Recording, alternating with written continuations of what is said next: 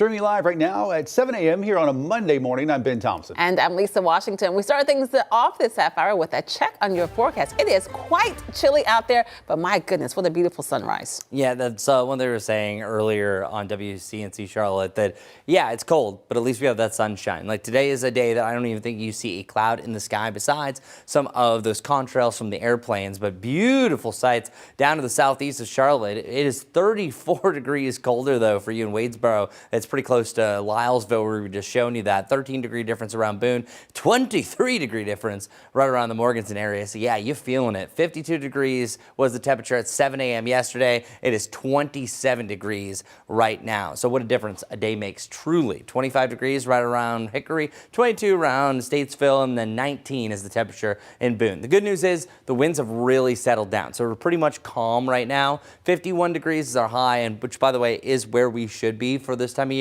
It's sunny and seasonal, and it looks like it is going to be a decently calm day. You're just dealing with a slight pickup of the breeze by the afternoon. It's out of the southwest, though, which is a slightly warmer direction. So it'll be a okay afternoon. If you're out and about yesterday, whoo, boy, was that a cold wind. We have temperatures really diving in out of the northwest. That's why we're cooler today. And then eventually we're going to see a nice little uptick in our temperatures by tomorrow. And that brief warm up should be right around 60 degrees yet again. But then winds and clouds increase for your Wednesday, and then precipitation starts to roll in with a cool down for this coming Thursday. So first off, I want to address the winds. Winds out of the southwest, great, that's going to warm us up. Out of the northwest, that's going to cool us down. And that's exactly where we saw a transition from Saturday to Sunday. Saturday was warm, Sunday was much colder because we shifted the winds. And that's exactly what's going to happen heading into Thursday. And Thursday is actually the coolest day that I have in the near future. Our futurecast shows nothing for today. That's why I'm calling for a wall-to-wall sunshine scenario.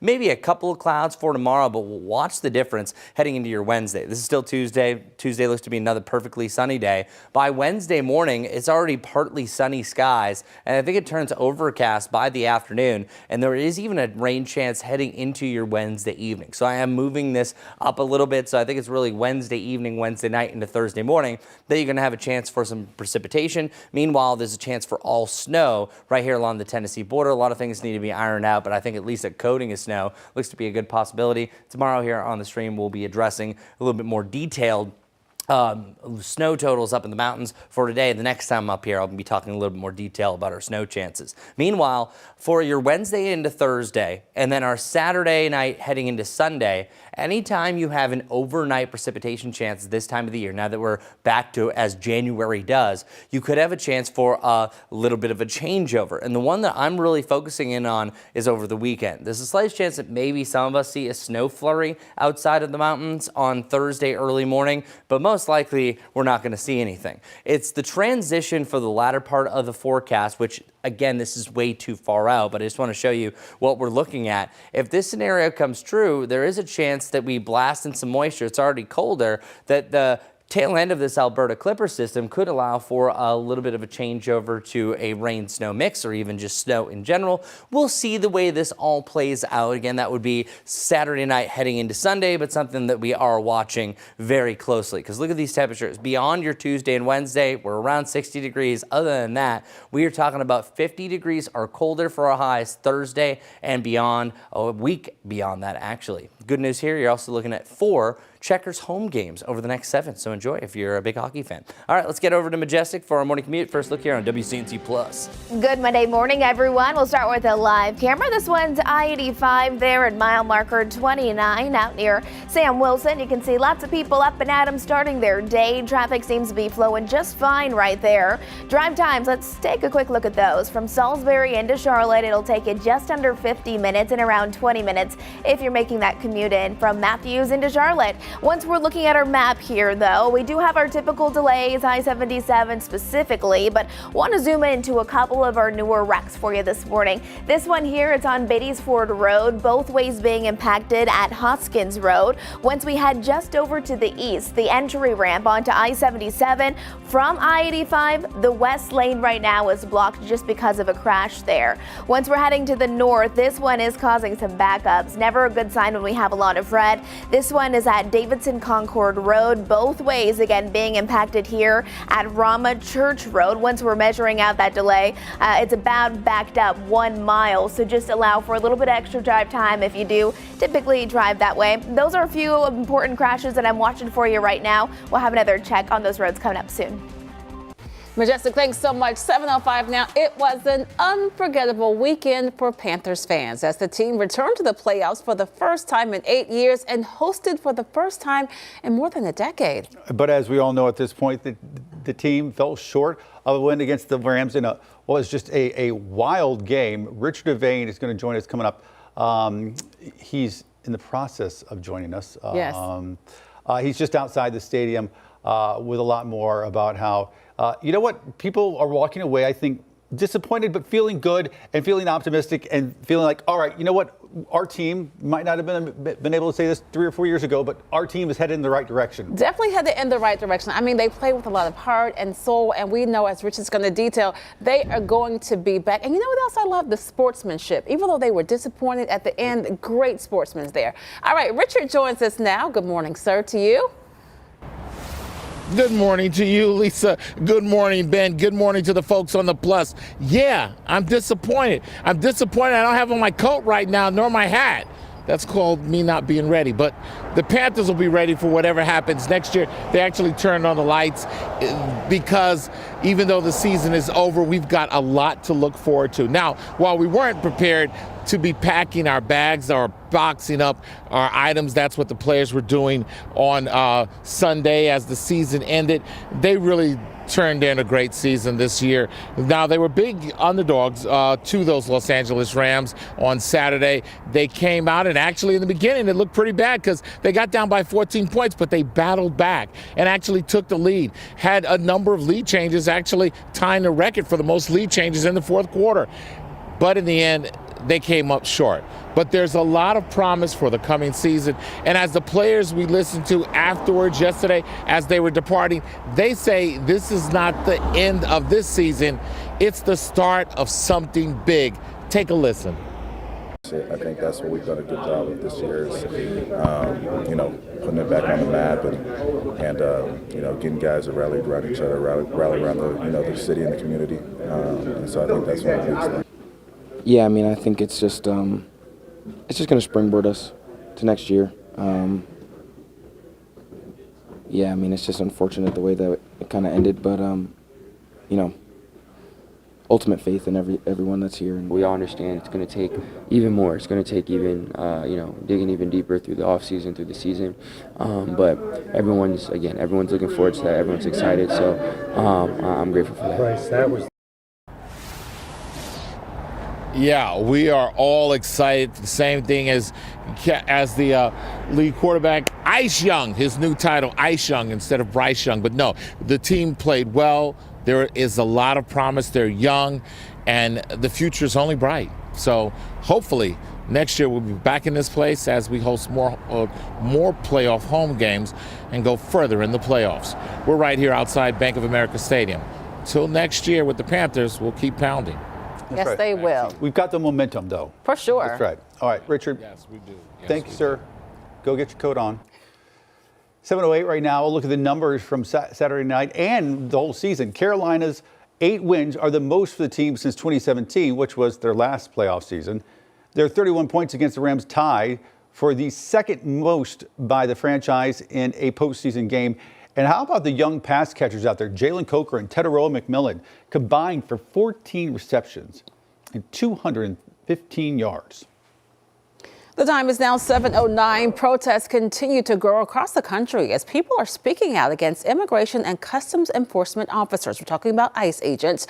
This comes as the Department of Homeland Security releases some new video showing another angle of that shooting of Minneapolis resident Renee Good by an ICE agent. Now, that roughly 3.5-minute video shows the moments leading up to that shooting, apparently recorded from a home that was overlooking the scene. Those protests also took place across the Carolinas as dozens of people gathered as part of a nationwide movement. It's called ICE Out for Good. Saturday, demonstrations took to the streets in Belmont and Rock Hill. Those folks there said they're pushing for safety and accountability as recent federal enforcement actions have left a lot of people scared and angry. We definitely feel like ICE is overstepping their training, their constitutional boundaries, their purpose, and shooting the woman they shot in Minneapolis. And we're out here to raise awareness, mostly, and to say no. We just want to say no. We won't stand for this. I'm hoping for more protests, for people of every color to band together. Right. For what we saw on TV, and for our leaders to then say it was justified. No one is safe. And keep it right here on WCNC Plus. Coming up in about 30 minutes, Destiny Richards is going to be live from Uptown, where protesters gathered Sunday, calling for accountability and changes to some of the policies. Meanwhile, Border czar Tom Homan sat down with Kristen Welker on Meet the Press on WCNC Charlotte Sunday, reflecting on the characterization of Renee Nicole Good. She was the woman killed in Minneapolis, describing her as a domestic terrorist and whether anybody who protests ICE deserves that sort of label. Here's a look at what he had to say. But I want to stay on this question, which is about the way in which the woman who was shot and killed is being labeled as a domestic terrorist. Just to be clear, is anyone who protests ICE a domestic terrorist in the eyes of the administration? I can't say that. It's a case-by-case basis. But, if you look up the definition of terrorism, is there violence? Is there threat of violence based on an ideology that wants to change the way the government does what we do? Look up the definition of terrorism. But was Secretary Noem correct to label her a domestic terrorist, Mr. Homan? Look, we don't know what, I don't know what Secretary Noem knows and what I know. I can tell you is what they did is illegal. And if you look up this definition of terrorism, it certainly could fall within that definition if you look at the definition of terrorism. But you don't have evidence. Right now, we're following several investigations from over the weekend. First, we're learning more about a shooting in West Charlotte where one person was killed and 2 more were hurt. It happened just after midnight Saturday on I-77 near Remount Road. Police identified the victim as 20-year-old Trayvon Marshall. The other 2 people who were shot are expected to be okay. We're asking police what led up to that shooting. All lanes of I-45 in Northeast Charlotte are back open for the morning commute after a deadly motorcycle crash on Sunday afternoon. The incident happened near exit 26 to Robert Helms Road. Right now, it's unclear if the victim was riding the motorcycle or involved in some other way. In Monroe, police investigating a death at the Red Roof Inn on West Roosevelt Boulevard. So far, officers have not shared much, but say it is an ongoing investigation. This morning, we are continuing to follow a shooting in Gastonia involving a police officer. It happened Saturday evening around 6 at Jacob's Food Mart on Gaston Avenue. That's where police say an encounter between officers and a person ended in the shooting. That person was taken to Caramount Regional Medical Center. At this point, there is no word on their condition. Both officers involved have been placed on administrative leave as North Carolina's SBI investigates. Gastonia police say the department will also conduct its own internal review. The Department of Justice investigating the nation's central bank, while its leaders say the case is purely political.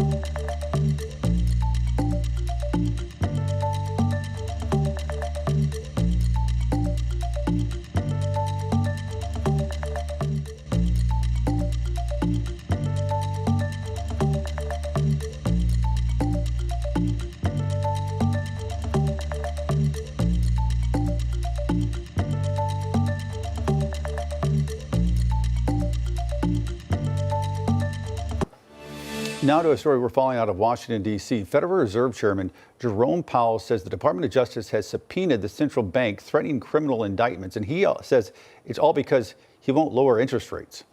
Top White House officials have accused Powell of mismanaging the renovation of the Fed building and suggested he misled Congress about the project. Powell says the subpoena should be seen in what he calls the broader context of the administration's threats and ongoing pressure.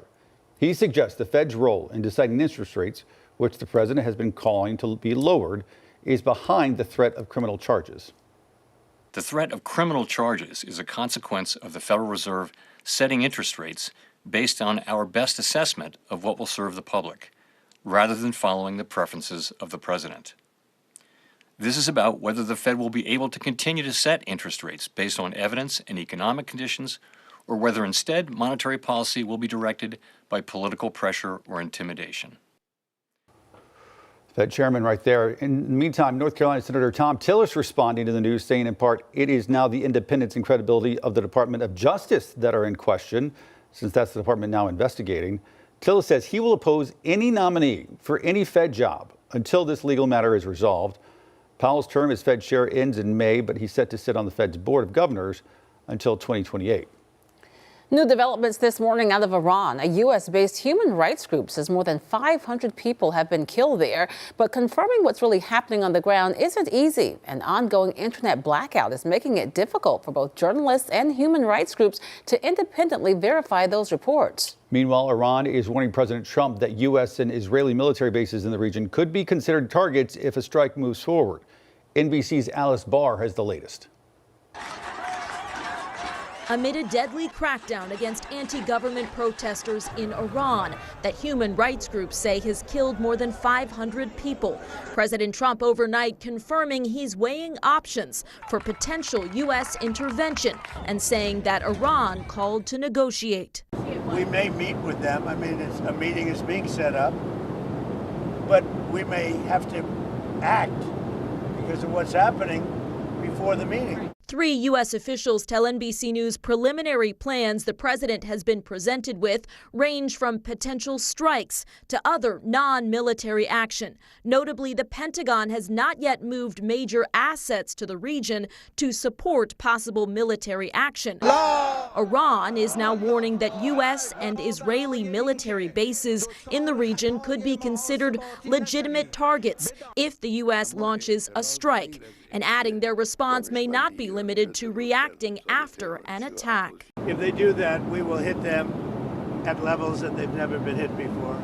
They won't even believe it. I have options that are so strong. Some Republican lawmakers urging President Trump to act, embolden the protesters and scare the hell out of the regime, while others warn of the risks of potential military action. Sometimes it has the opposite effect. So when you bomb a country, then people tend to rally around their own flag. The protests in Iran, initially touched off by an economic crisis, have evolved into one of the biggest challenges the regime has ever faced. Over the weekend, demonstrators in Los Angeles marching in solidarity were struck by a U-Haul truck. The FBI is now investigating. Also over the weekend, the Pentagon launched a second round of strikes against ISIS targets in Syria in retaliation for an attack last month that killed 3 Americans. The Trump administration is vowing to root out Islamic terrorism. In Washington, Alice Barr, NBC News. Thanks a lot, Alice. We have a chance for snow in the mountains twice. Winter certainly has returned, but coming up, I'm going to let you know if there's any model indications that any of this could reach further down to the southeast to around the Charlotte area. See you soon.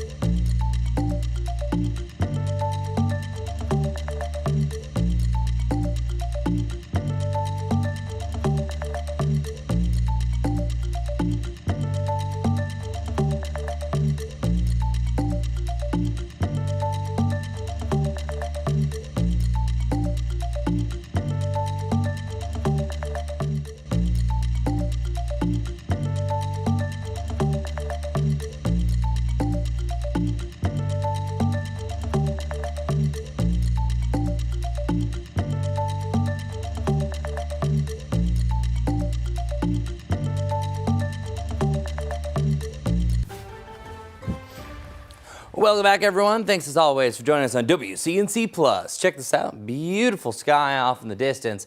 Today, I'm not anticipating really any clouds except for the ones that we make from airplanes. Contrails, sometimes they'll spread out as well. Clear skies, and it is seasonal colds, meaning where we should be, right around 52 degrees for a high. It's just kind of a mean trick because we've been rocking the 60s and even the 70s on and off over the last week. And we also had a pretty decent end to last year where we had a record warm Christmas day. Well, now winter is starting to take back over, and there is a slight chance for snow on Thursday morning. And this is primarily for the mountains, so there could be an outside flurry of that, but then there's a bigger warm-up that we're really going to be focusing in on Tuesday and Wednesday. But I'm going to take this time to just focus on the precipitation chances that we have. For Charlotte, it's pretty much just Wednesday evening and Wednesday night, and then again Saturday night heading into Sunday. So here's what that looks like. Not much happening over the next couple of days. I mentioned wall-to-wall sunshine. You don't really see too much movement here, so that really shows that those Carolina blues are going to be sticking with us. By Wednesday, big difference. More clouds, winds picking up. Wednesday also could be sneaky warm with that typical shift out of the southwest. So I have 59 right now. I wouldn't be surprised if tomorrow you're seeing me rock the lower 60s for that, or even for our noon show when Majestic's on. But as far as our wintry mix that we could see in the mountains, I think it really starts to arrive during your Wednesday evening. More so a changeover though, especially along the Tennessee border once you get into the early morning hours for your Thursday. So here's your futurecast snowfall totals. Right now, Boone, Pinola, some of the more populated areas, I think that you really are in the dusting to a coating criteria. I usually call that anything that's below an inch, and then you will see some higher locations, say around the Banner Elk area. As far as our snow chances go, I think it's more so going to be like Thursday and again Thursday night and again on Sunday up in the mountains. And also our ensembles are showing one clear thing, that snow is not reaching the Charlotte area. There's a still outside chance. There's one big question mark on Sunday, but most likely we're still avoiding the snow for Charlotte. But hey, you know where to go if you want to find some, just like my friend Majestic, loving the snow. What's going on? Good morning, everyone. It is pretty and it feels cold outside, so heading out the door for your Monday morning commute, definitely grab a heavy jacket. This is I-85 here in mile marker 31 out near Little Rock Road. You can see cars are flowing just fine, and our drive times, they are starting to pick up just a bit. Of course, more people awake, heading out the door, maybe heading off to work or getting those kids to school this morning. There's a look at our map here. We have our typical delays, but we also have a handful of ongoing wrecks. This one's still not cleared. Beatty's Ford Road there, both ways impacted at Hoskins Road. And then this is a ramp of I-77 to get onto I-85. Right now, one lane is blocked because of a crash. That'll be the westbound lane. Once we're heading up to the north, this one here, we have those delays really building. It's on Davidson Concord Road at Rama Church Road. And now those delays, remember, both directions, it's about a 2-mile delay right now. We're going to take a quick break. We'll see you right back here coming up soon.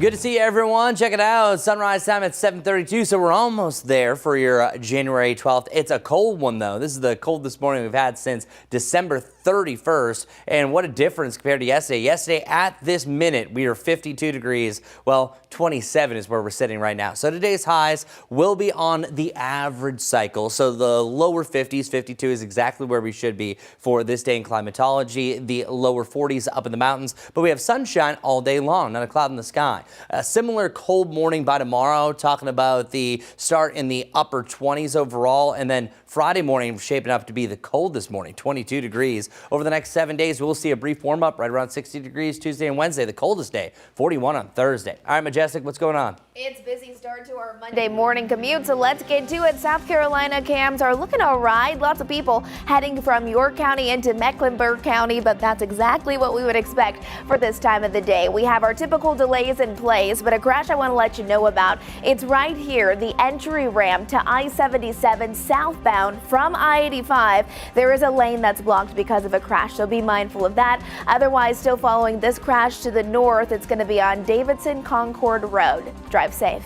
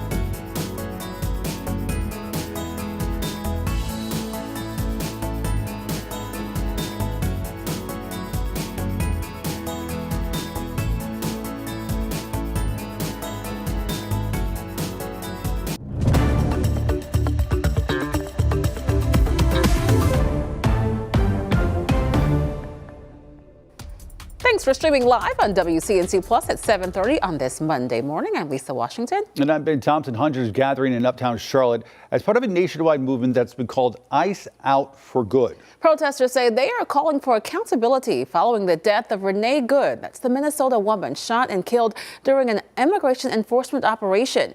WCNC Charlotte's Destiny Richards is live this morning in Uptown, sharing why some protesters say what happened in Minneapolis hits close to home. Destiny. That's right. People filled First Ward Park in Uptown this weekend to protest that deadly ICE shooting in Minnesota. And while this happened miles away, protesters say it could have just as easily happened here. Now, this rally, again, was a part of a nationwide movement called Ice Out for Good. Protesters chanted, sang, and held handmade signs while marching through Uptown, demanding justice for Renee Good. Good was shot and killed by an ICE agent during an enforcement operation in Minneapolis last week. Advocates say her death has sent shockwaves through immigrant communities, including here in Charlotte, where Border Patrol activity has already put many on edge. People in our community want to keep each other safe. That's why we're out here. That's why we reacted so strongly when ICE was here in the Charlotte area. We care for everyone around us. We care for our neighbors. And I hope it affects some change. Organizers say that this was more than just about one incident. It's about the community standing together, coming together, about community safety in light of this situation. And they say that they plan to continue to stay engaged and push for accountability. Live this morning in Uptown, I'm Destiny Richards, WCNC. Destiny, thank you. Right now, an Armenian family in Charleston is fighting to get a man who was detained by ICE back home. He's been held at a detention center for more than 5 months. Now, the family says it's waiting to hear back about a petition challenging what they say was an unlawful detention. Here's Maya Brown. August 6th is a day Anahit Serunyan says will forever be painted in her mind. It's the day her husband was detained by ICE with no explanation. So we've been contacting since then regularly, a couple of times a day, but it was the beginning of our hell. She laughs to hide the pain, and she describes a hell she hasn't been able to escape and says has changed the lives of their children forever. I don't know if they can recover completely. It's not going to break me. I'll get stronger. But is it good for this country? Because breaking these families apart, you are breaking communities apart. They are all a component of this community, society, everyone. Garik McCurchin and his family moved to the Low Country from Armenia in 2022 in search of the American dream. The family initially arrived on a 6-month temporary visa and then applied for asylum 3 months in. Garik also received a work permit, making the period of time during their pending application lawful under the Immigration and Nationality Act. You think about the kind of people that they talk about deporting, and they're supposed to be these horrible people, and Garrick and Anahit and their kids are the sweetest family. They're just, you know, they keep to themselves, they do everything right, they were following the rules, and they got caught up in this thing, and it's just not right. Garik filed a petition to challenge his detention. The petition says the Department of Homeland Security has opposed his release on the grounds Garik applied for a rifle license, making him a dangerous threat. He says it's his Second Amendment right to do so, and that shouldn't get him deported. I respected this country enough to go through all the processes, all the legal processes, not to avoid anything, not to get any federal aid from anyone. I think we deserve that. Maya Brown with that report out of Charleston. New this morning, we now know the name of the woman hit and killed by a train in South Charlotte. It happened near the intersection of Old Pineville Road and Grover Road Friday night. Police say 37-year-old Amber McGee was lying on the train tracks when she was hit. North Carolina Congressman Mark Harris is demanding Mecklenburg County Sheriff Gary McFadden step down immediately, adding to a list of officials doing the same. Harris mentioned serious allegations, including using deputies for personal errands like chauffeuring officials to strip clubs, firing employees without cause, and creating unsafe jail conditions, adding North Carolinians deserve a sheriff who puts the law first. This morning, measles cases continue to rise here in North Carolina. The total now up to 5 in just the last month. It comes alongside a growing outbreak in South Carolina we've told you about, with more than 300 cases there. As NBC's Kathy Park reports, many health experts think the flu has not reached its peak yet. A public health alert in South Carolina, where there is an alarming uptick in measles cases. The total statewide, now more than 300. A majority of those infected are between 5 and 17 years old and unvaccinated. We are seeing that cases are accelerating, and this could go on for many, many more weeks. South Carolina's health department reporting the highly contagious virus is mostly centered in the northwest part of the state, with some cases traced to travel-related exposure or close contact, while others have no identified source. This is a very concerning situation because there really is evidence of community spread. Measles is truly one of the most contagious viruses that are known to man. Hundreds more people are under quarantine as this outbreak is already spilling over to other states. At least 3 infections reported in Washington after travel to South Carolina over the holidays, and 3 siblings in North Carolina diagnosed after traveling there too, putting families on edge. He's not able to get vaccinated until 12 months, and so definitely makes me nervous. This comes as flu season is showing no signs of slowing down across the country. The same week, federal health officials announced they will no longer recommend every child gets a flu shot. The CDC estimating 7,400 deaths this season, including at least 17 kids. Kathy Park reporting for us there. And folks, just a reminder for parents out there, with temperatures really cold, 20s here in Charlotte, but probably much colder up in the mountains, and the potential for black ice. Avery County schools, right now they're operating on a 2-hour delay. All right, with that said, let's go ahead and turn it over to Chris. Yeah, Chris, one of the colder mornings we've had in a while. Yeah, the last time that we were this cold, we were 27 degrees back on December 31st. And being dramatic, it's the coldest morning of the year for 2026. Now, of course, it's only day 12, but I am actually looking at an even colder morning than what we have here. We officially hit a low of 26 degrees this morning. 22 is the low I now have for this coming Friday. So yeah, we will get colder. But the coldest we've been so far, that was back on January 4th. We were 30 degrees. So actually, this is only the second freezing temperature we've had so far this January, which is great. Look off in the distance. Beautiful blue sky, not a cloud in the sky. And that's exactly what we are dealing with today and tomorrow. Great days. 27 degrees right now around Charlotte. So we've gained 1 single degree since we hit our low for the morning. 25 around Lancaster and then 19 for you in Boone. One thing that stands out today compared to yesterday, the calmness. Yes, you are going to see the winds pick up slightly, but it's not that blustery breeze that we had yesterday. So temperatures getting into the upper 40s, still going to have a slight wind chill, but wind should stay below 10 miles per hour. And it's an all-day sunshine, 52 degrees, so that makes things so much better. 52, by the way, is where we should average through most days of January, but it's an average, so of course we're above that and below that, but 52, smack dab, as normal as you can get, and sunshine just makes it feel so much better. As for tomorrow, it's my pick of the week, because tomorrow is going to be near 60 degrees, and just get this, with the sunshine that we have, there is a chance that we have a stronger wind starting to push by the end of the day, that we get to around that 60 degree point, even the lower 60s. But the sunshine makes you feel at least 10 degrees warmer. So that means realistically, you could feel a little bit closer to 70 degrees for your actual feel of how your body's doing. So we're going to be right around 59 degrees again on Wednesday. But Wednesday, clouds increase. The winds out of the southwest still could warm us up really nicely. But then once they shift out of the colder direction, we are looking at a big time drop.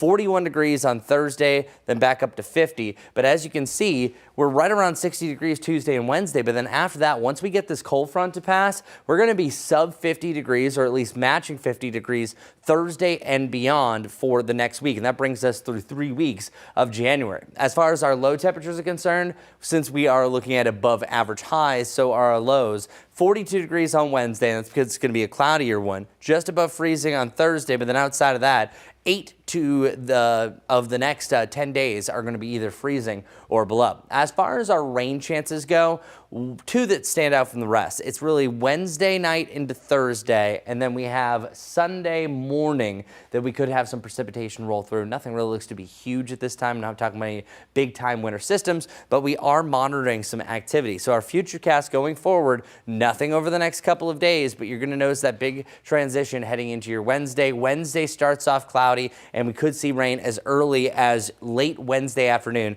heading in the evening. I'm going to leave my weather bookmark right here. We're going to dissect the snow chances right here along the Tennessee border Wednesday, and then again heading into the weekend, and if Charlotte has any wintry mixed chances. But first, let's get over to Majestic to see how our commute's looking. Good morning.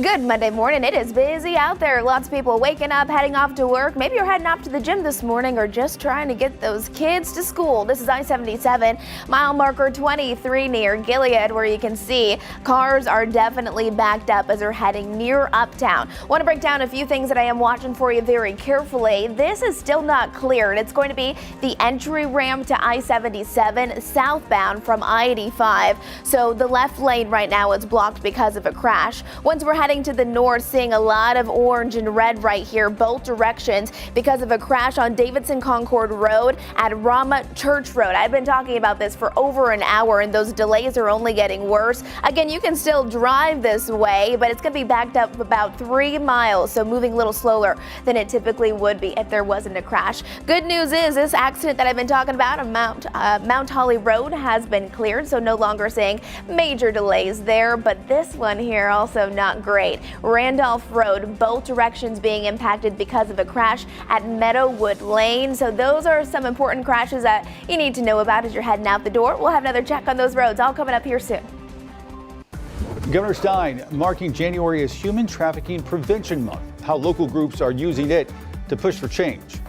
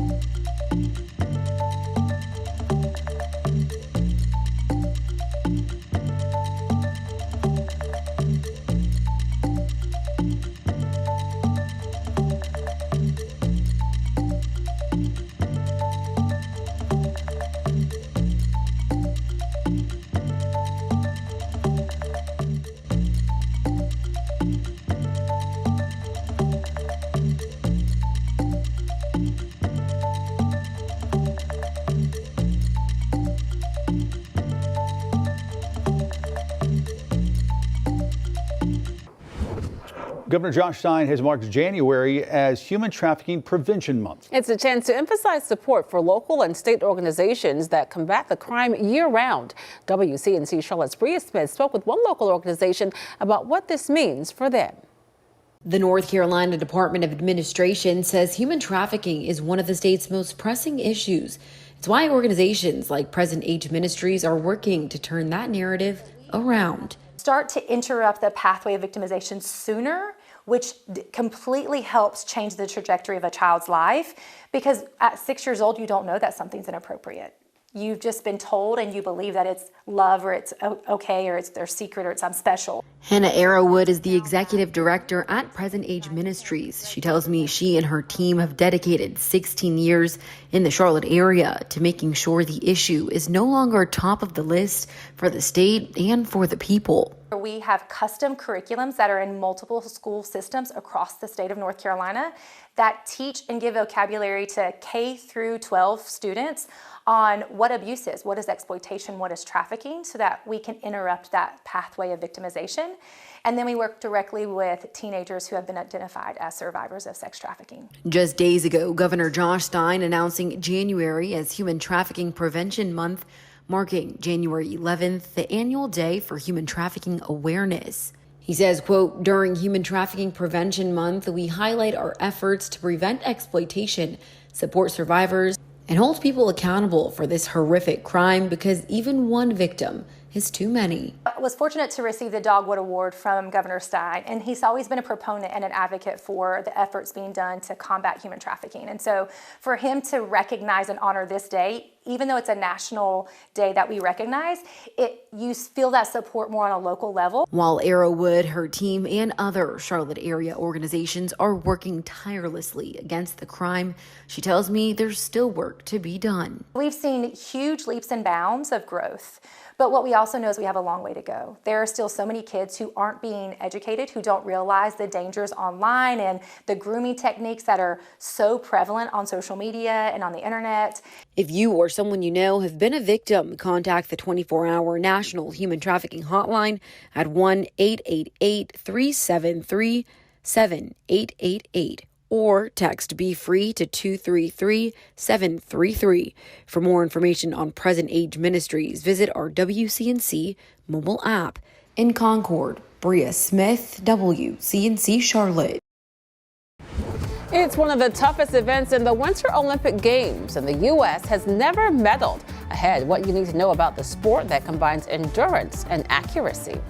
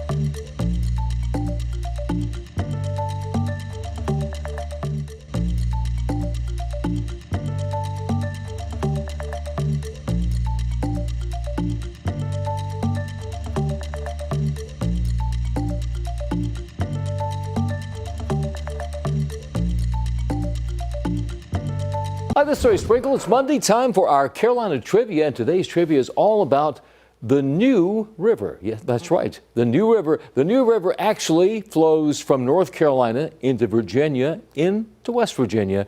Some interesting facts. It's one of the oldest rivers in the world, flows north, not south, through North Carolina, Virginia, West Virginia. The length is about 320 miles. The New River. Check it out. Some beautiful views from above. This is in Ashe County. Remember, it starts in North Carolina, near Blowing Rock. A beautiful spot in the mountains of North Carolina, Virginia, and West Virginia. A lot of people know it from the famous bridge over the New River Gorge there in West Virginia. So once again, Carolina Trivia today, all about the New River. And as far as the name goes, it goes back to the early settlers who said, well, that's got to be the New River. And that's today's Carolina Trivia. I'm Larry Sprinkle. Larry, my man, I love that. I remember actually Larry talking about the New River. I was like, what is this? And he told me that firsthand. Now I'm glad we all know. 20% chance for rain. That is at the end of our Wednesday. Now, the good news for us here in Charlotte is I think that we're avoiding any sort of wintry mix. There will be snow in the mountains. That'll jog into Thursday morning, and then we have another chance on Sunday morning. 'Tis the season, and when you have overnight lows that are dropping down to freezing, then you will have a chance for not just rain, but a mixed bag of precipitation. So So we already rolled through this, but we'll repeat ourselves. This is where I left my weather bookmark, is that we're staying clear over the next couple of days. But then clouds roll in for Wednesday. Wednesday becomes windy. Wednesday becomes warm. And we're going to be right around 60 degrees, but we start to see signs of rain to close out the afternoon, and that's for the mountains as well. So we could have anywhere from a light to a moderate rain shower heading into your Wednesday evening, and then eventually a changeover to snow right here in the mountains. Now, these type of scenarios sometimes can allow them to last past the mountains and allow for a drifting snow flurry to around the Hickory and Lincolnton area. As of right now, if we get more precipitation during the evening, we're not going to see a snowflake fly here in Charlotte. But if things start to push a little bit later on, there will be a slight chance. But as of right now, this is less than a 10% chance to see a snowflake anywhere, even north of Charlotte. As far as our Futurecast snow totals go, this brings us through Thursday morning. You're going to see up to about an inch, so I like to call this about a coating of snow. And then it's beyond that. Temperatures really cool off. Look at that high, 33 degrees on Friday, 21 for a high on Thursday, because if the mountains are getting that cold, Charlotte area, you can imagine, is very cold as well. Our surface map, well, that is showing a Alberta Clipper system that is going to allow for a secondary cold front that could swing into the area, allowing for another chance for a wintry mix. However, this one looks to be fairly low as well, because if you look at some of our ensembles, putting all the models together, it keeps snow mainly up in the mountains and not so much heading through your Sunday. So I'm saying that there's a chance, but it's still fairly low. So our Jerry Hunt Supercenter 7-day forecast has 2 days that really stand out from all the rest. Today is average. You can always see the average right here below. It says 7-day forecast, but it's Tuesday and Wednesday, which, by the way, both days that the Checkers are going to be in town. It's going to be super warm. Then after that, the big drop, 41 degrees on Thursday, and just letting you know, we're 50 or below Thursday and beyond for the foreseeable future, so enjoy the warmer temperatures and the sunny days while we have them. All right, that wraps up weather. Let's get right over to traffic. Good morning. Good Monday morning, everyone. It is getting busy out there. Seeing our typical slowdowns, we have a handful of crashes. Let's break this all down for you. This is I-77 near Gilead. You can see those lanes are moving very slowly as they are getting closer to getting into the uptown area. Once we're looking at my map, though, I-40 from Hickory out towards Statesville, all green, no problems. I-77 once you hit Lake Norman, of course, those delays will be in place. One thing that I've been following for you, and it's still not cleared, however, I do think it looks a little bit better. It's this crash right here, Davidson Concord Road, both ways being impacted at Brahma Church Road. Once we zoom it out, you can see those backups now around 3 miles, so cars are still able to move. They're just moving rather slowly. Once we head to the south, this is a new crash right here on Caldwell-Williams Road, both ways at Old Plank Road, seeing a little bit of yellow, but no significant delays with that. And then you can see most of the activity will be south of Uptown. This one is also new, seeing minor delays here, Providence Road at Caswell Road. So continuing to watch those things for you. Finally, this here, Randolph at Meadowwood Lane, seeing a lot of red with stop and go conditions. 7:54 right now. This morning, we're raising your Winter Games IQ. Now just 25 days until the 2026 Winter Olympics begin in Milan, including one of the Winter Games' most eye-catching and enduring events. Even after a century in the Olympics, since the very first Winter Games in 1924, biathlon still turns heads. Chris Egan explains the sport and why it's unique. With its skiing and shooting, the biathlon is unique to say the least. It's a blend of intensity and focus. Olympic races can cover anywhere from 4.5 miles to over 12 miles. Athletes ski through a course with a rifle on their back while making 4 stops at the shooting range. There, they attempt to hit 5 targets. Each target missed results in either a time penalty or a penalty loop on the ski course. Biathlon is the only Winter Games sport that the United States has never won a medal in. That's a shame. By the way, a fun fact, back in 1924, the first Olympic biathlon competition involved actual soldiers. The event was called the Military Patrol Competition. It's so impressive to watch them. I mean, it's endurance for certain. All right, well, we are going to take a quick break. We'll make sure that you keep it right here on WCNC Plus. And folks, if you're going to be heading out soon, make sure that you grab the coat, the jacket, scarves, gloves, because it's quite chilly. 28 degrees right now. The good thing is the winds are calm for right now, but you're going to feel all of that 28 degrees. We'll be right back.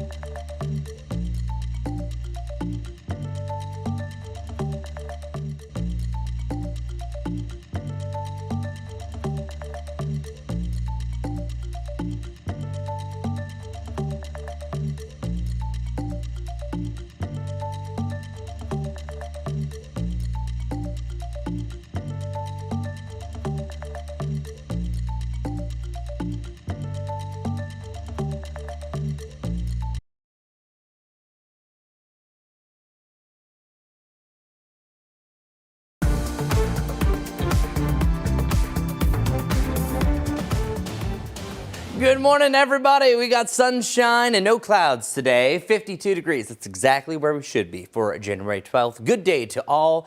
Temperatures in the lower 40s for highs right around Boone, 49 around Hickory. Winds a lot lighter, though. If you were out yesterday, boy, was that blustery. And sunshine all day long, so not a cloud in the sky. Our evening forecast looking great. Down below 40, though, as early as 9 o'clock, and then we'll race down to that freezing point even below. We're actually starting off in the upper 20s again tomorrow, so about 2 degrees warmer than what we dropped down to 26 this morning. Right around 60 degrees, though, for tomorrow. That is actually my pick of the week. Very similar temperature on Wednesday, but there's more clouds and a windier condition. But look at that drop. 41 degrees on Thursday, really rocking the 50-degree point or colder Thursday and beyond. So stay warm. Majestic? Good morning, everyone. Let's head into our Monday morning commute. It is beautiful, it is chilly, and it is jam-packed. Lots of people up and at 'em. This is mile marker 12 on I-77 near LaSalle. Once we're switching it over to my map right here, we have a lot of stop-and-go traffic. This right here is one of our newer wrecks. It's going to be on Norland Road, both ways near Central Ave. We do have some delays building there. Otherwise, watch for this, Providence Road at Coswell Road.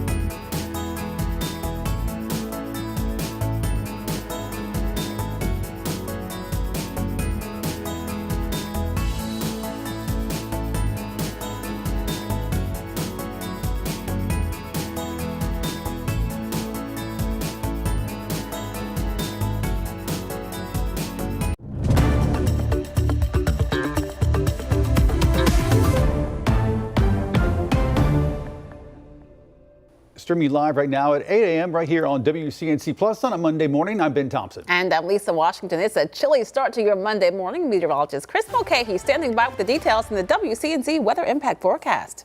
Thanks a lot, Lisa, Ben, everybody watching. Thank you for joining us here on WCNC Plus. Look at that blue sky. That's what we have all day long today. It's an all-day sunshine scenario. Don't expect any clouds. It's really tomorrow as well. It's not until Wednesday that we see a big transition. And it's also going to be a much lighter breeze as well. Another camera is down on me, so we'll just move on. 28 degrees. That's the current temperature. We dropped down to 26 degrees this morning, and we're rocking a lot of the lower 20s further off towards the north. It's 20 degrees for you right now around Lincoln, 20 around Boone. It's at this time in the morning that we are technically getting warmer, but boy, will we see a big ramp up. Likely we'll be freezing and above by the 9 o'clock update that comes through. And then at that point, we're just trying to get back into the lower 50s. So our bus stop goers have all in all just been dealing with the 20s, but then when they get home, we're talking about right around 50 degrees with lots of sunshine. And one thing to really note is that bus stop goers need to have at least the heavy coat, the gloves, the warm hat,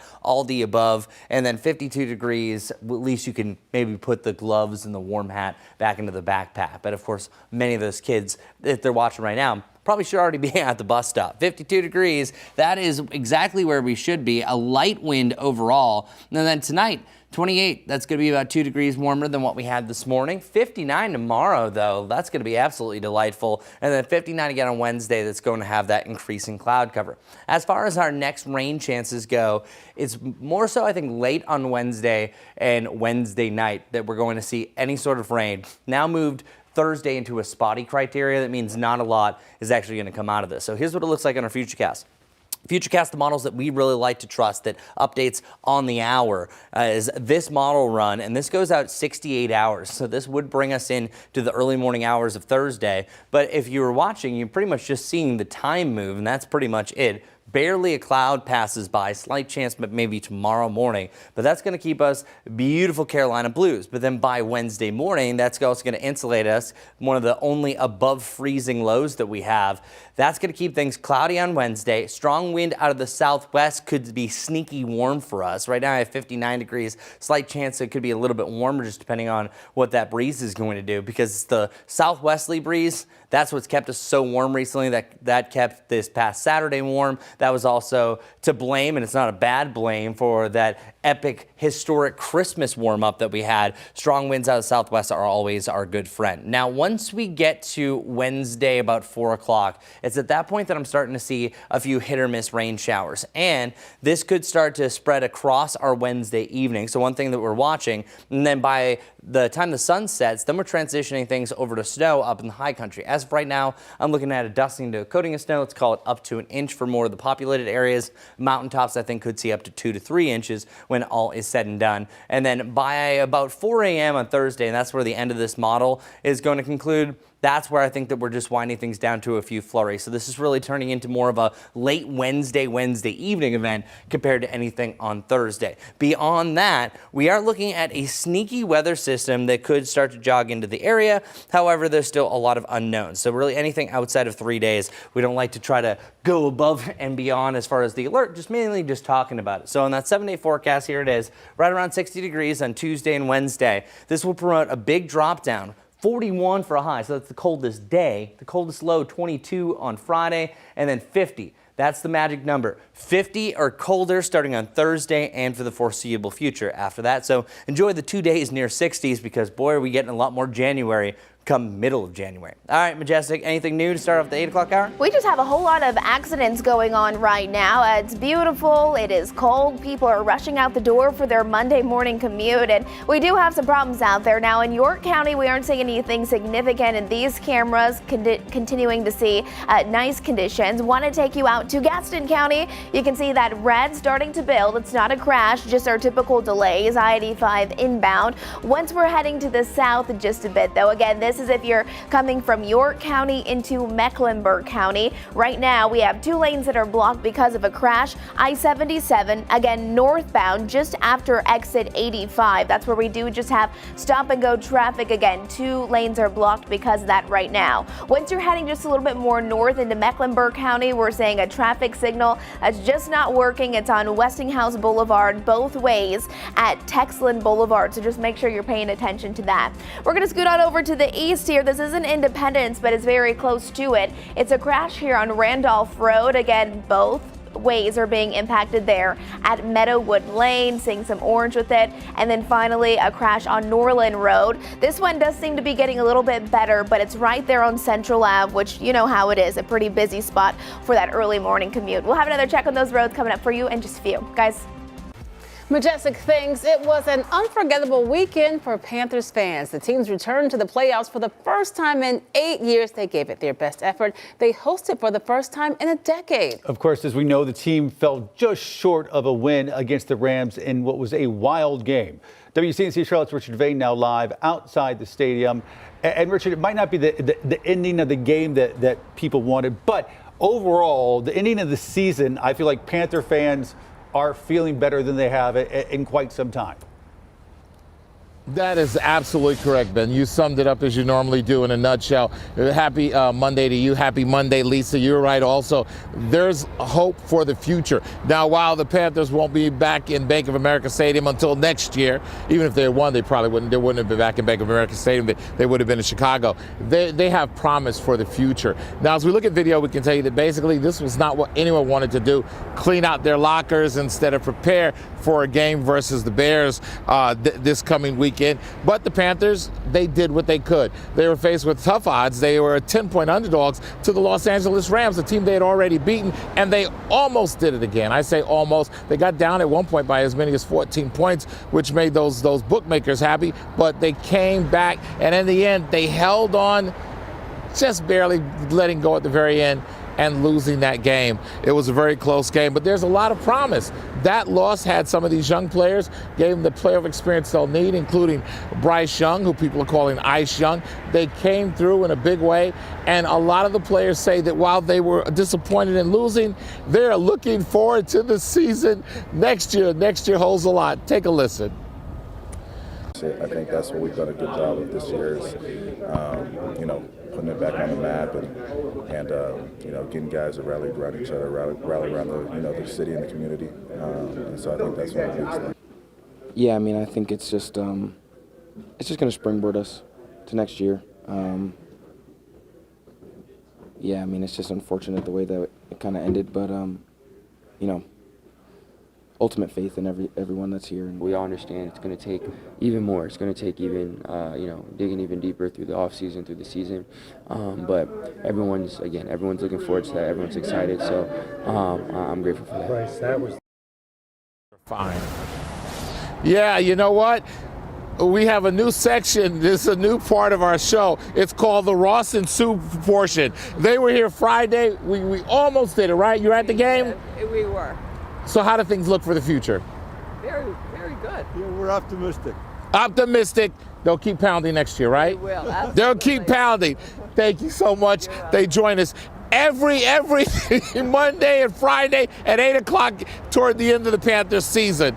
Keep pounding. Thank you, guys.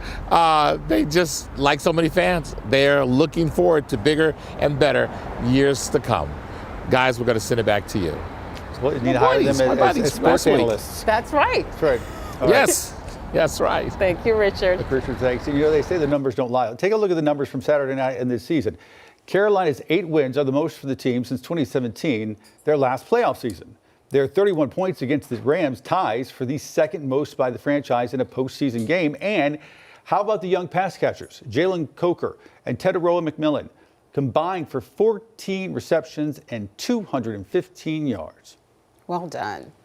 Other news this morning, protests continue to grow across the country as people are speaking out against immigration and customs enforcement officers. We're talking about those ICE agents. This comes as the Department of Homeland Security releases new video that shows another angle of that shooting of Minneapolis resident Renee Good by an ICE agent.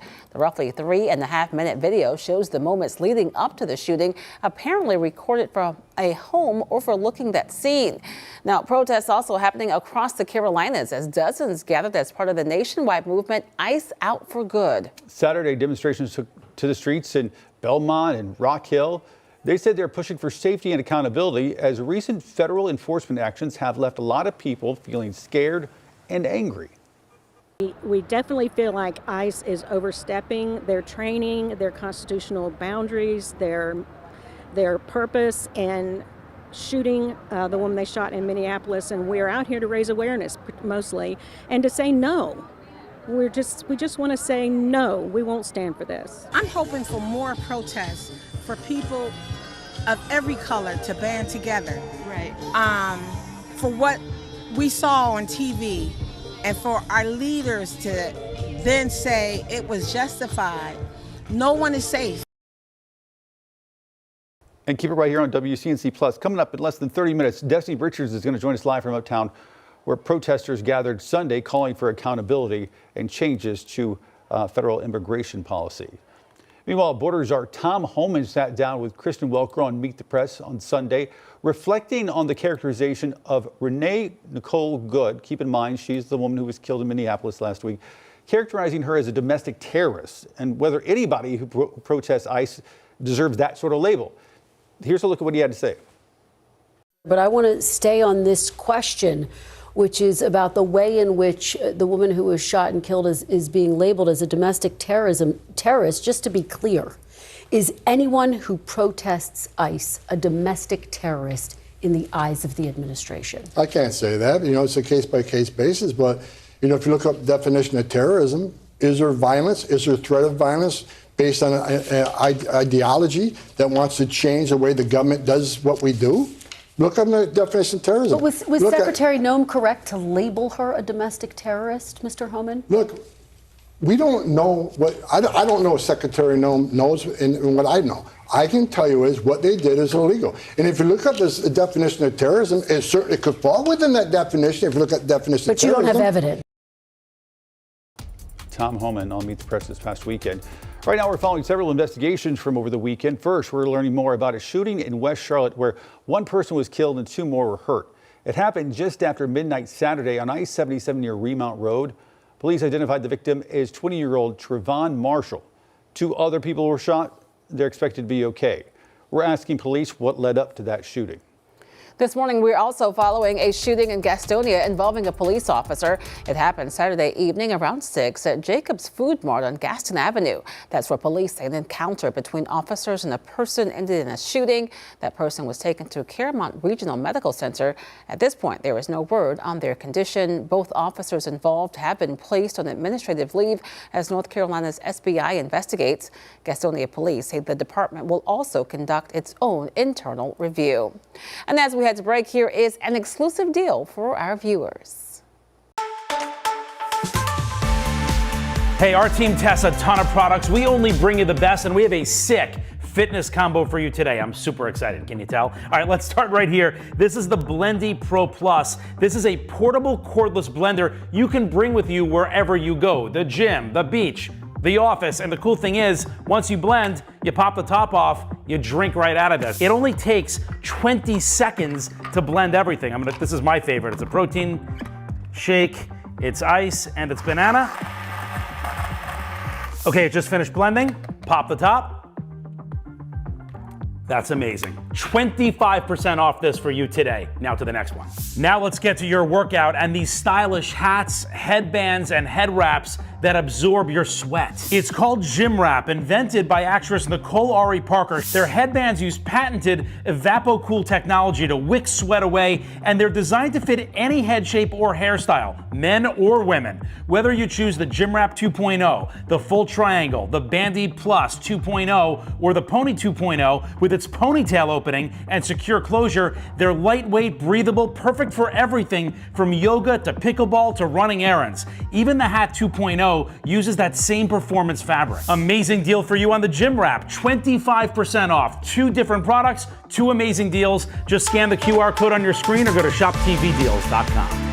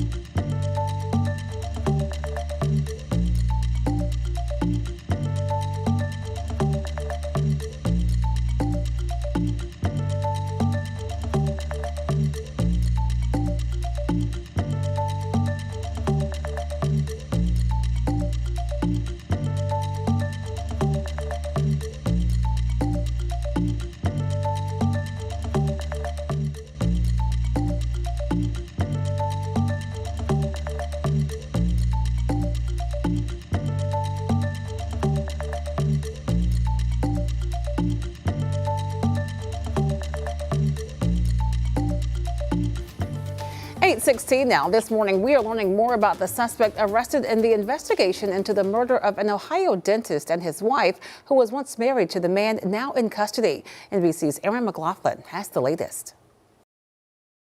We're learning more about the man charged with murdering his ex-wife, Monique Tepe, and her husband, Spencer. Michael David McKee, a Chicago-based vascular surgeon, was arrested without incident on Saturday. According to police, 10 days after the Tepes were found shot dead in their Columbus, Ohio home. He appears dead. There's blood.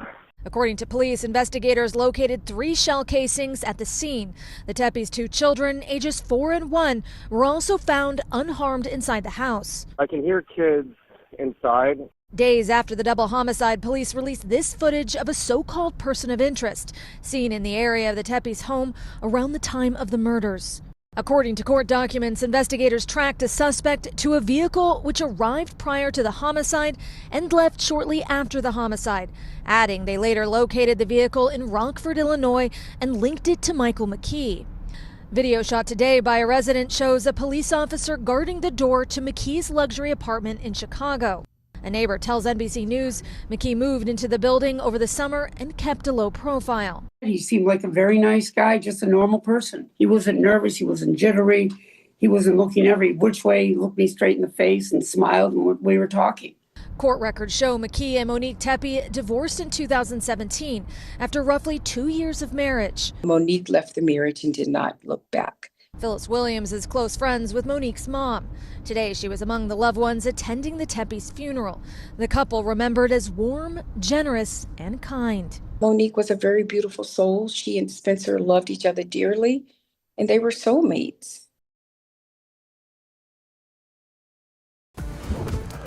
As you're walking around today, you might notice the beautiful moon this morning. It's a nice crescent moon, and that officially has hit its highest point now on the way down, but this is a morning moon that's staying with us. But the best thing about it, it's going to be under a clear sky. Wall-to-wall sunshine today and tomorrow, but Wednesday, everything changes, becomes a little bit more wintry. I'll have everything you need knowing your full forecast after the break. See you soon.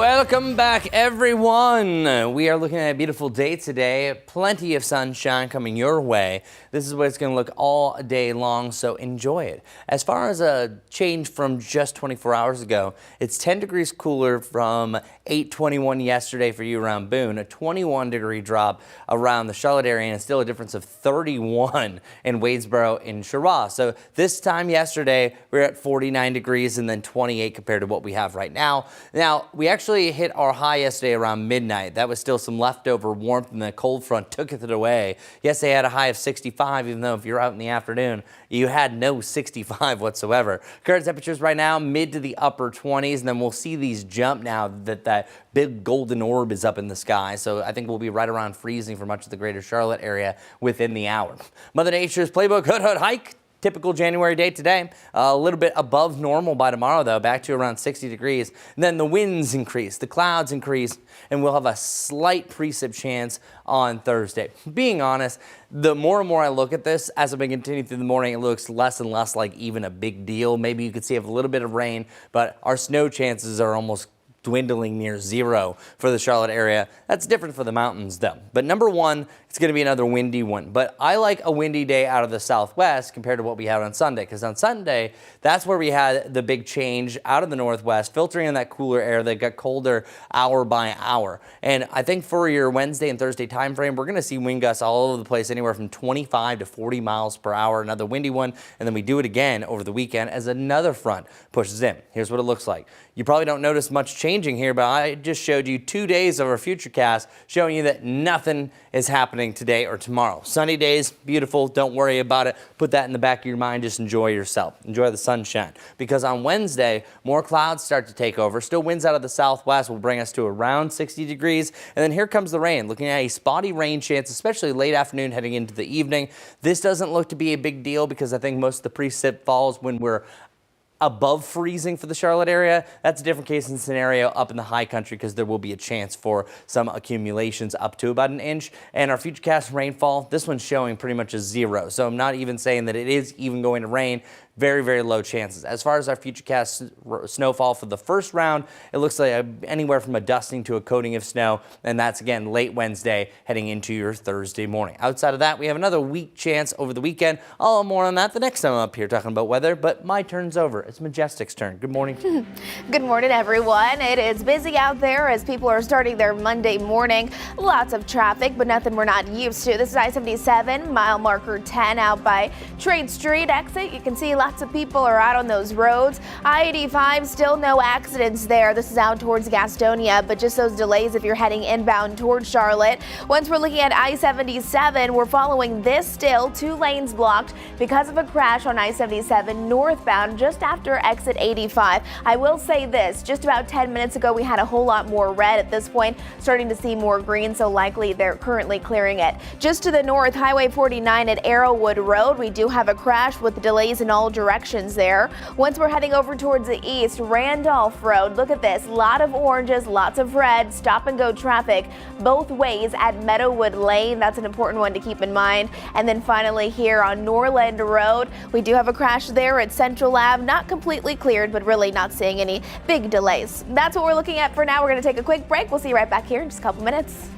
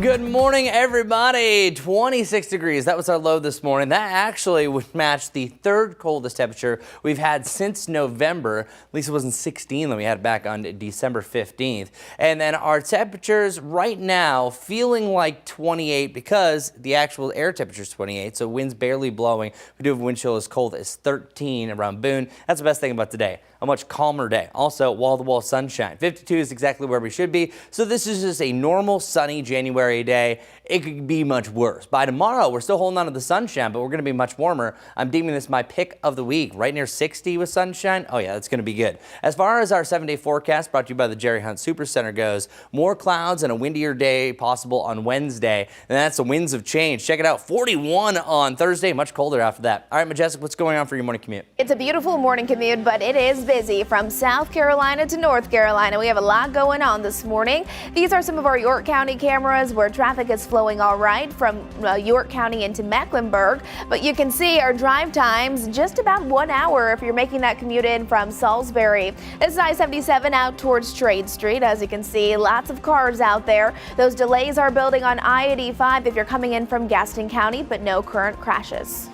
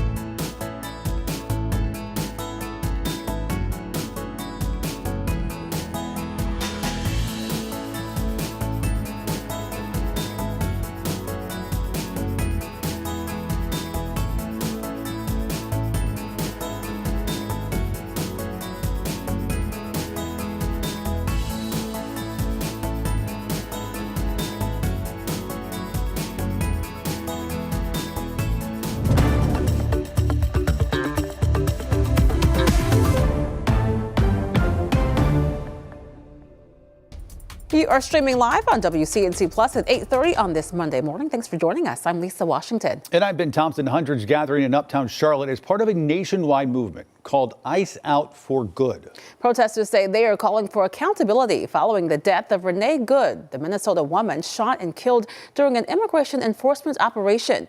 WCNC Charlotte's Destiny Richards is live this morning in Uptown, sharing why those protesters say what happened in Minneapolis hits close to home. Destiny. Yeah, people got together here in First Ward Park in Uptown to protest this deadly ICE shooting that happened in Minnesota. And even while it happened miles away, protesters say they believe it could just as easily happen here. Now, this rally, again, is a part of a nationwide movement called Ice Out for Good. Protesters chanted, sang, and held handmade signs while marching through Uptown, demanding justice for Renee Good. Good was shot and killed by an ICE agent during an enforcement operation in Minneapolis last week. Advocates say her death has sent shockwaves through immigrant communities, including here in Charlotte, where Border Patrol activity has already put many on edge. People in our community want to keep each other safe. That's why we're out here. That's why we reacted so strongly when ICE was here in the Charlotte area. We care for everyone around us. We care for our neighbors. And I hope it affects some change. Now, organizers say this protest was about more than just one incident. It's about community safety and standing together regardless of immigration status. And they say they plan to continue staying engaged, paying attention, and pushing for accountability. Live in Uptown, I'm Destiny Richards, WCNC Charlotte. All right, Destiny, thanks so much for that report. Right now, an Armenian family in Charleston is fighting to get a man who was detained by ICE back home. He's been held at the detention center for more than 5 months. The family says it's waiting to hear back about a petition challenging what they say is an unlawful detention. Here's Maya Brown. August 6th is a day Anahit Serunyan says will forever be painted in her mind. It's the day her husband was detained by ICE with no explanation. So we've been contacting since then regularly, a couple of times a day, but it was the beginning of our hell. She laughs to hide the pain, and she describes a hell she hasn't been able to escape and says has changed the lives of their children forever. I don't know if they can recover completely. It's not going to break me. I'll get stronger. But is it good for this country? Because breaking these families apart, you are breaking communities apart. They are all a component of this community, society, everyone. Garik McCurchin and his family moved to the Low Country from Armenia in 2022 in search of the American dream.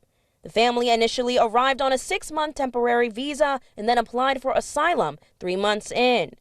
Garik also received a work permit, making the period of time during their pending application lawful under the Immigration and Nationality Act. You think about the kind of people that they talk about deporting, and they're supposed to be these horrible people, and Garrick and Anahit and their kids are the sweetest family. They're just, you know, they keep to themselves, they do everything right, they were following the rules, and they got caught up in this thing, and it's just not right.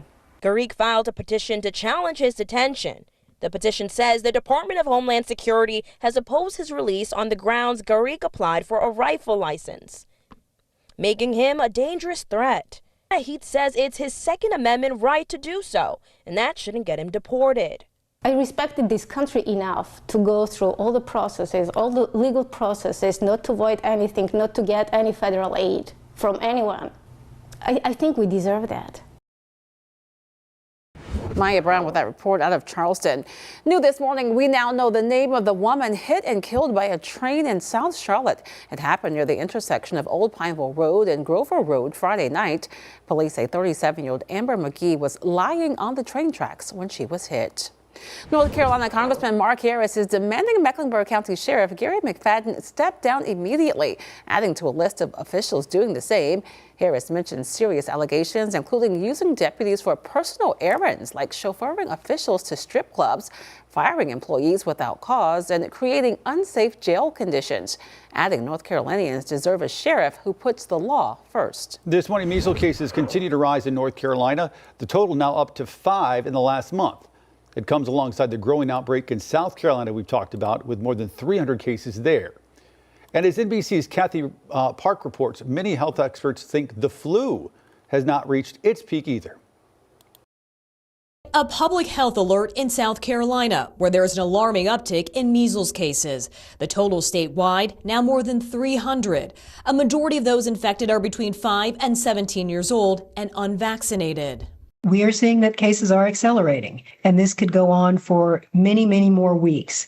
South Carolina's health department reporting the highly contagious virus is mostly centered in the northwest part of the state, with some cases traced to travel-related exposure or close contact, while others have no identified source. This is a very concerning situation because there really is evidence of community spread. Measles is truly one of the most contagious viruses that are known to man. Hundreds more people are under quarantine as this outbreak is already spilling over to other states. At least 3 infections reported in Washington after travel to South Carolina over the holidays, and 3 siblings in North Carolina diagnosed after traveling there too, putting families on edge.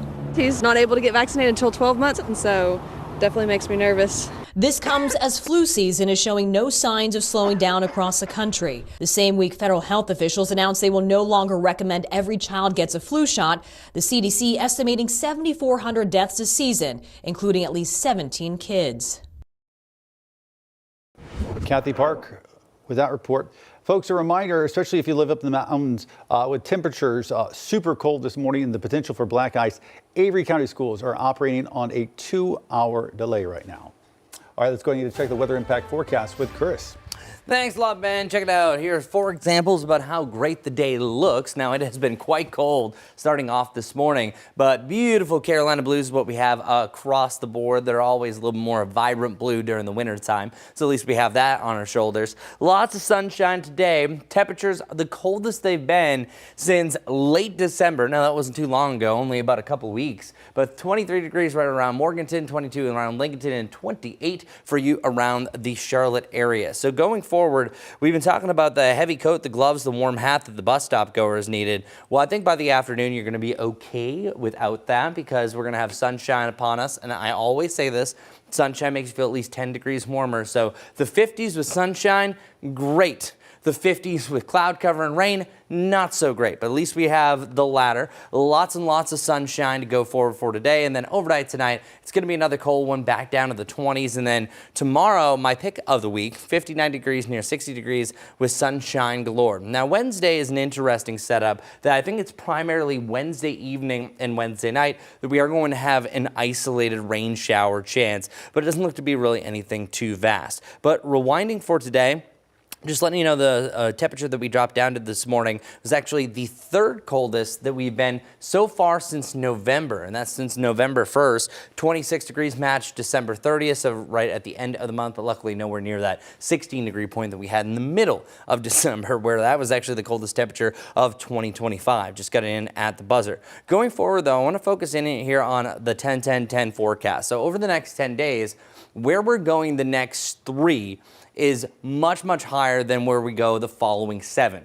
59 Tuesday, Wednesday, so right around 60 degrees. But look at that drop. You're talking about a nearly 20-degree temperature drop from Wednesday heading to Thursday. That's another strong cold front filtering in some of that cooler air. And we actually have a series of fronts that are going to keep our lows and our highs much, much cooler, where we're really either hitting 50 degrees or going to be below that. That's how we started off the month of December. Well, it looks like we're heading back into that more traditional January-like pattern. As far as our lows are concerned, we only have 2 mornings that are above freezing. The rest of them either averaging freezing or below, but also note the month of January averages 52 to 32 for our high and low. As far as our precipitation chances go, we have 2 that stand out from all the rest, the one that I just mentioned on Wednesday, and then the other one that's going to be going forward on Sunday. Now, this isn't a major event whatsoever. The back end could change, but check it out. I'm just going to let this roll. You see nothing here on our Futurecast over the next couple of days because at most you're going to have maybe a passing little deck of clouds. So that means we're mostly sunny to completely sunny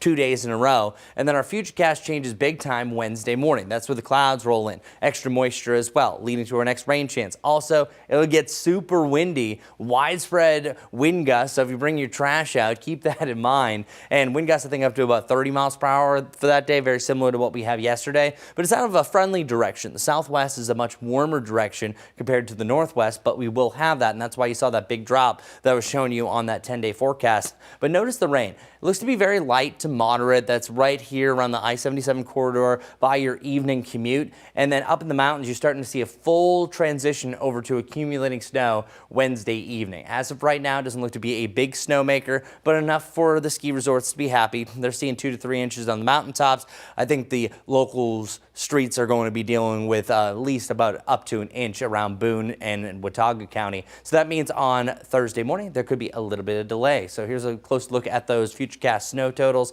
Seeing not too much really heading into your Thursday morning, but a lot more closer to the Tennessee border. That is number 1. Rain chance, precipitation chance number 2 later on the weekend is a little bit more complex. Next time I'm up here talking about weather, I'm going to be talking more about that. But first, let's see how the roads are looking. Majestic, how are the roads looking? Hello, everyone. Let's start with this. Look at our drive times if you're gearing up to head out the door. If you're coming in from Waxhaw to Charlotte, just under 40 minutes. Coming in from Belmont to Charlotte, just under 25. Here's Brookshire at Beatty's Ford. You can see nice dry roads, lots of sunshine, not too many cars out there, but we do still have a lot of red and orange popping up on my map, indicating that yes, we do have those delays in place and a handful of ongoing crashes. Let's highlight a couple of the newer ones. This will be on the eastern side of Uptown. It's right here. There's a crash on Harrisburg Road that's impacting both ways at Reedy Creek Road. Not seeing a ton of colors with it, so that's always some good news. Not too far away from it is an additional crash, this time on Sharon Amity Road, both ways again at Hickory Grove Road. Now this one, still seeing that yellow, not completely cleared. This has been ongoing for a while now. Norland Road and Central Ave, you can see just those one lane is going to be blocked by that. And then Independence inbound, if you're making that commute, you know how it is. No crashes, just a lot of people all heading in the same direction, and that explains the red there. A little closer to Uptown, final crash I want to highlight for you right now. It's going to be on Providence Road, both ways at Caswell Road. I'll continue to keep you up to date and give you another check on those roads coming up soon. 8:42 right now on WCNC Plus. A sacred Native American site being returned to the Eastern Band of Cherokee Indians, while some are calling it a triumphant return, decades in the making.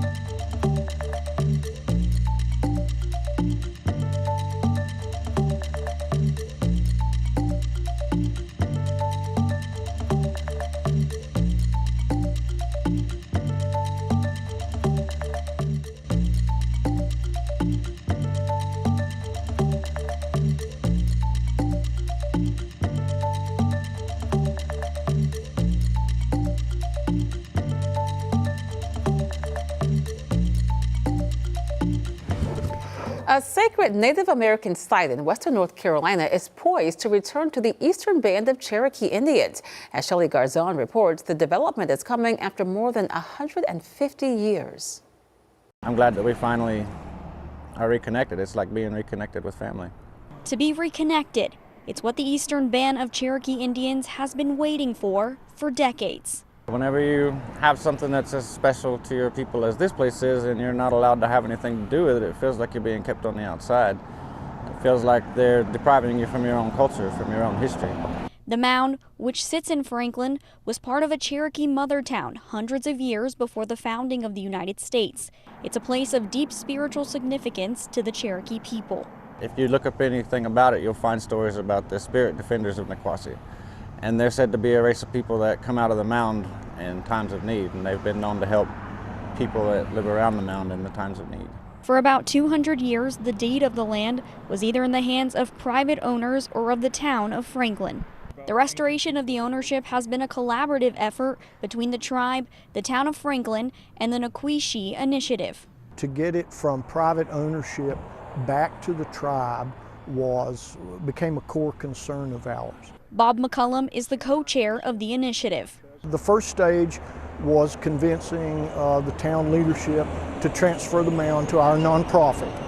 And then the second stage has been to move from the nonprofit and to transfer it to the EBCI for ownership.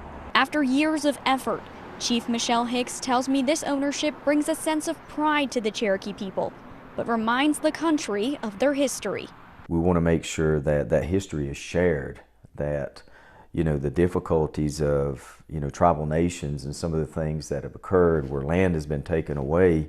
Chief Hicks says he hopes this work sends a message of hope to future generations. There's no price on culture, there's no price on traditions, there's no price on the history of our tribe. And so sometimes you have to be diligent, sometimes it requires patience, but at the end of the day it teaches our future generations that we can never stop to make things right. Well, one man is making history as the first formerly incarcerated person in the U.S. to purchase a prison and then repurpose it into a nonprofit. Kerwin Pittman spent 11 and a half years inside the Wayne County Correctional Facility and is now planning to use that experience to help others. Pittman plans on turning the prison into a re-entry housing and workforce campus for formerly incarcerated folks to call home while they transition back into society. For me to be a beacon of light in somebody's life when they're in a dark place, I know how I feel. I remember when I was in that dark place of having a transition and not knowing what the possibility of my life would become. And so to help guide somebody to that next step is extremely important, and I'm grateful to be able to do it. The place will provide workforce development and job placement, educational opportunities, and other programs as well. Move over Super Bowl. The Puppy Bowl is almost here. This year's matchup comes with more pups, more heart, and some local stars.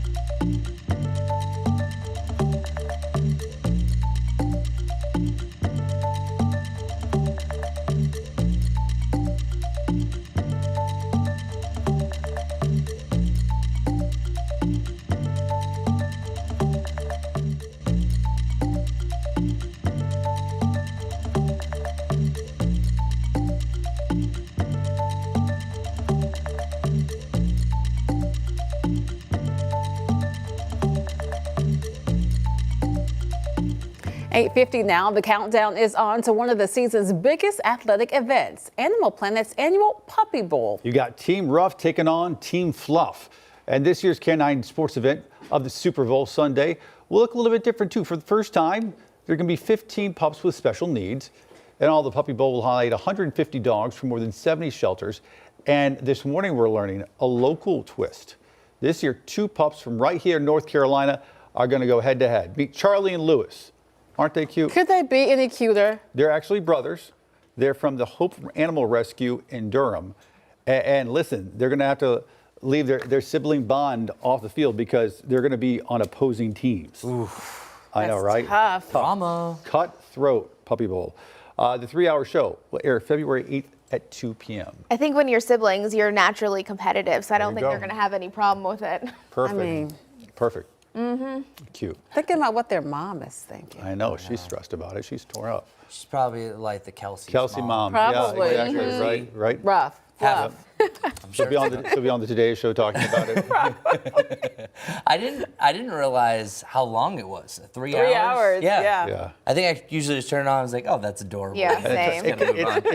It's kind of chaotic. It's all over the place. But a lot of people watch it for a while. Well, I have a toddler, and once I turn him on to that, probably that's the way it's going to go. So I'll let you know how all 3 hours are and once we get to that point.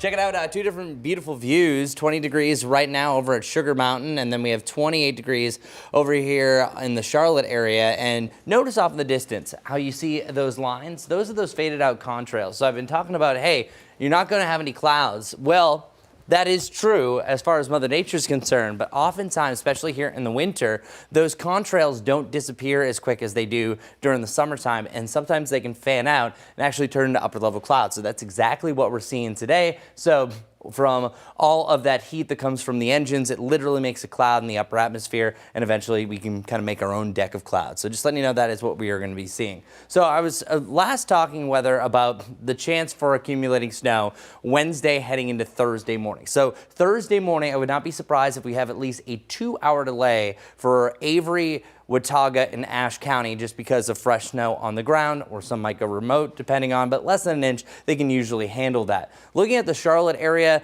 there's a lot of hype going out saying, ooh, a big snowstorm. No. I'm not seeing anything over the next 8 days or so. But if I were to focus in on something, it would be Sunday morning to see if something is going to pass through. Because this one, I think, is mainly going to be a Wednesday evening deal. Slight chance for rain, snow in the mountains. But it's Saturday night heading into Sunday morning that we could have a little disturbance. Now, most of the jazz is further off towards the north, but we see another chance for accumulating snow up in the high country. But the secondary cold front combined with a bunch of moisture coming out of the Gulf could allow for a wintry mix on Sunday morning. This is way too far up. I'm just letting you know. Might not be the greatest Sunday morning, but still right now it's trending more dry than actually wet. So looking at the snow ensembles, everything stays in the mountains. Nothing working its way to the Charlotte area immediately. 7-day forecast brought to you by the Jerry Hunt Super Center.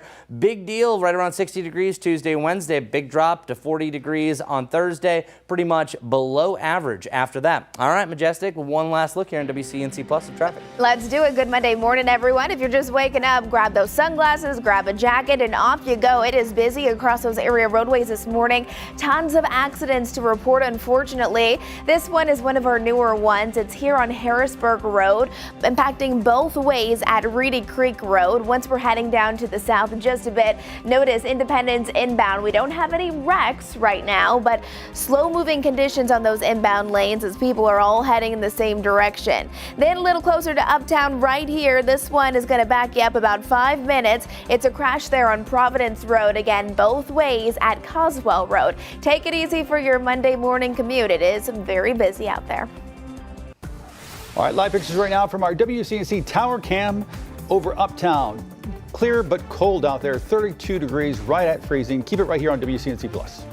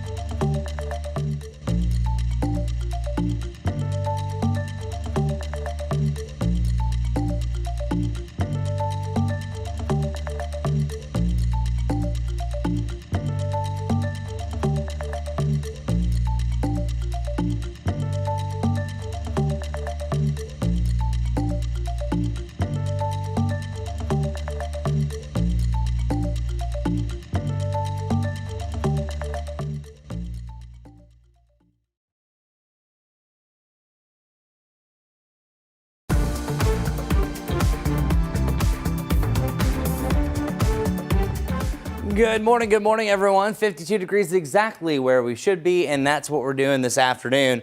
Lots of sunshine to go along with the day. Highs in the upper 40s to the lower 50s, so today's a day you definitely want to have the sunglasses going forward. Outside of that, you don't need to wear your sunglasses at night. Temperatures are going to be in the mid to the upper 20s, and we will have some above freezing lows going forward. That's on Wednesday and Thursday morning, but then after that, right back below freezing. So here's where we go over the next 7 days according to our Jerry Hunt Supercenter 7-day forecast.